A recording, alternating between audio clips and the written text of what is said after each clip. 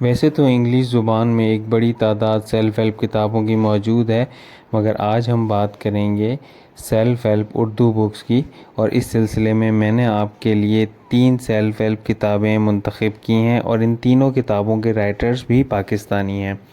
تو پہلے نمبر پر جو کتاب ہے اس کا نام ہے شاہراہ کامیابی، اور اس کے رائٹر ہیں فائز ایچ سیال۔ یہ میری سب سے پسندیدہ کتاب ہے۔ اس کتاب میں فائز صاحب نے زندگی کے مقصد کے بارے میں بات کی ہے، اور کس طریقے سے اس مقصد کو جانا جاتا ہے اس پر روشنی ڈالی ہے۔ دوسرے نمبر پر جناب عارف انیس صاحب موجود ہیں، اور ان کی کتاب ہے جیو جانی۔